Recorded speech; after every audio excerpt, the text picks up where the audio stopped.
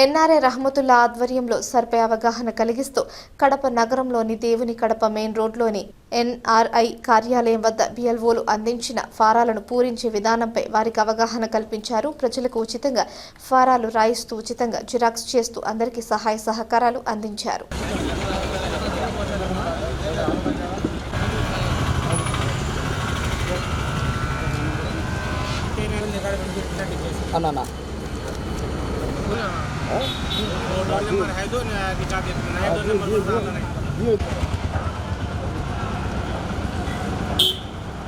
అందరికీ నమస్కారం.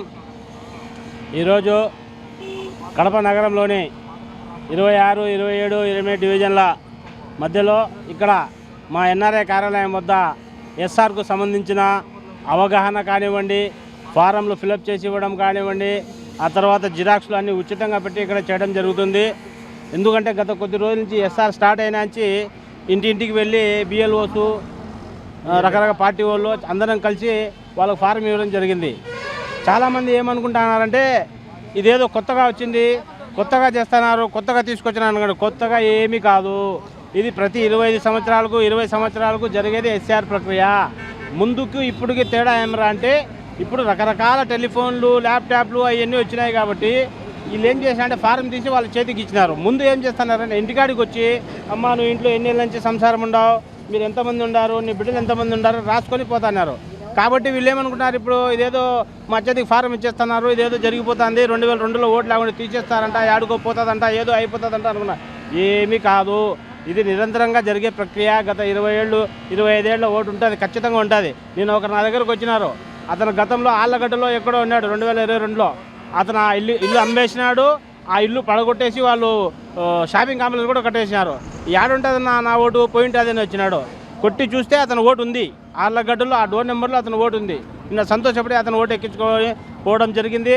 ఇక్కడ మేము జిరాక్స్ కాపీస్ కానివ్వండి, ఏదైనా కానివ్వండి, ప్రజలకు సేవ చేయడం కోసం అన్ని పార్టీల వాళ్ళు, కులాలకు, మతాలకు అందరికీ మా కడపలో ఉండే ప్రత్యక్షత ఏదంటే ఏదైనా సమస్యలు వచ్చినప్పుడు, ఏదైనా ఇటువంటి కార్యక్రమాలు జరిగేటప్పుడు అందరం ఏకమై అందరం కలిసి సహాయపడి ఒకరికొకరు సహాయం చేసుకుంటా ఇటువంటి కార్యక్రమాలను ముందుకు తీసుకెళ్తుంది. మా నాయకుడు నారా చంద్రబాబు నాయుడు గారు కానివ్వండి, లోకేష్ గారు కానివ్వండి, పవన్ కళ్యాణ్ గారు కానివ్వండి, మా కడప ఎమ్మెల్యే మాధవిరెడ్డి గారు కానివ్వండి, మాకు ఇచ్చిన ఆదేశాలు ఏంటంటే అర్హత కలిగిన ఒక్క ఓటు కూడా పోవడానికి వీల్లేదు. మీరందరూ అన్ని పనులు పక్కన పెట్టి ఈ కొద్ది రోజులు ఈ ఎస్ఆర్ మీద అవగాహన కలిగిస్తూ ప్రజలకు ఓట్లు ఎక్కించండి, అర్హత కలిగిన ఓట్లు. ఇప్పుడు దీంట్లో ఏం జరుగుతుందంటే అడ్రస్ మారినోళ్ళు, ఎవరైతే ఆ అడ్రస్లో ఓటు ఉంటుంది, ఈ అడ్రస్లో ఓటు ఉంటాయి, అటువంటి ఓట్లు, చనిపోయిన వాళ్ళ ఓట్లు, డబుల్ ఎంట్రీలు ఇటువంటివి పోతాయి.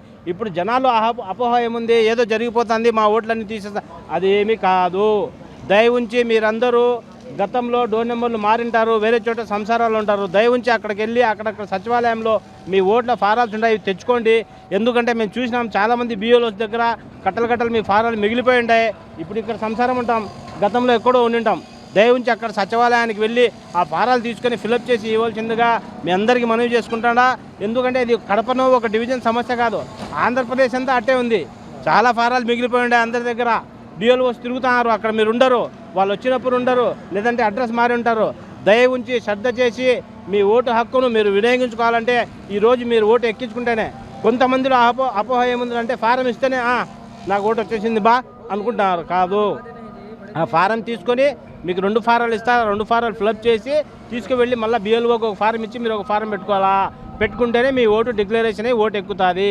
మీకు ఫారం ఇస్తేనే నా ఓటు ఉంది అని నేను ప్రశాంతంగా పడుకునే లేదు, అది డిక్లరేషన్ కోసం ఇచ్చే ఫారము. కాబట్టి ఇక్కడ మీకు ఎటువంటి సహాయ సహకారాలు కావాలన్నా అందించడానికి స్టూడెంట్స్, పిల్లలు, యూత్ వాళ్ళు ఇక్కడ కూర్చొని వాళ్ళు కూడా సహాయ సహకారాలు అందిస్తూ ఫారాలు ఫిలప్ చేస్తూ మీకు అవగాహన కలిగిస్తున్నారు. కాబట్టి ఈ డివిజన్ అనే కాదు, ఎక్కడున్నా కూడా కడప నుంచి ఎక్కడికి వచ్చినా కూడా మేము పనిచేయడానికి సిద్ధంగా ఉన్నాం. మీరు వచ్చి మీ యొక్క ఓటు హక్కును ఎక్కించుకొని మీ హక్కును మీరు పొందాలని మనస్ఫూర్తిగా కోరుకుంటున్నాను.